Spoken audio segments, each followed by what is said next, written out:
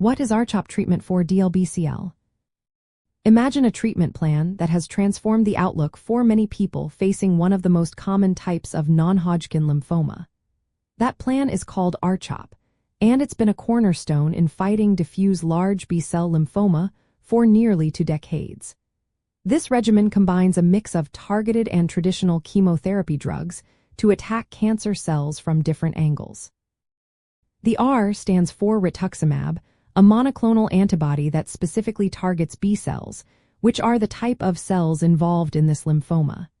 The CHOP part includes for chemotherapy drugs, cyclophosphamide, doxorubicin, vincristine, and prednisone. Each of these plays a unique role in disrupting cancer cell growth and survival. R-CHOP is usually given in cycles, with each cycle lasting about 3 weeks. During these cycles, patients typically receive treatment over 5 days. On the first day, rituximab is infused into the bloodstream, a process that can take up to 8 hours.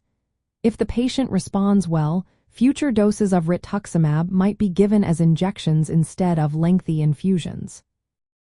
Alongside rituximab, cyclophosphamide and doxorubicin are administered intravenously, each taking roughly half an hour. Vincristine is also given as an infusion, lasting about 10 minutes. Prednisone, however, is taken orally as a pill once daily for 5 days, usually with a meal and a full glass of water. This combination targets the cancer cells while allowing the immune system to help fight the disease. The number of cycles a patient receives depends on how advanced the lymphoma is. For early-stage disease, fewer than 6 cycles might be enough. For more extensive or advanced cases, doctors often recommend 4 to 6 cycles.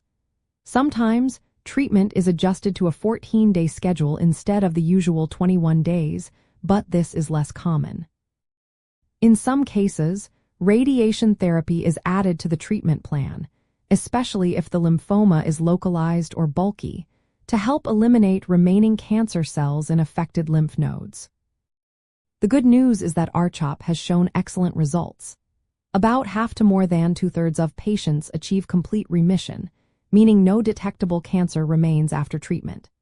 Many patients go on to stay cancer-free 4 years, with studies showing that up to 70% of people remains in remission 5 years after treatment. The addition of rituximab to the chemotherapy backbone has significantly improved survival rates compared to chemotherapy alone. For example, the overall survival rate at 3 years is often over 90% with R-CHOP, compared to lower rates with older treatments. Long-term follow-up shows that many patients continue to do well even 10 years after treatment. Of course, R-CHOP is not perfect for everyone. Some patients, around 30 to 40%, may not respond fully or may experience a relapse after initial success. The disease can be quite diverse at the molecular level, which influences how well the treatment works. For those with high-risk features or aggressive disease, doctors might consider more intensive options, but R-CHOP remains the standard first-line therapy for most cases.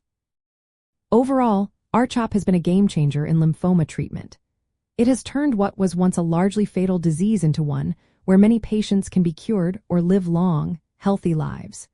If you or someone you know is facing DLBCL, talking to a healthcare professional about this treatment option is essential.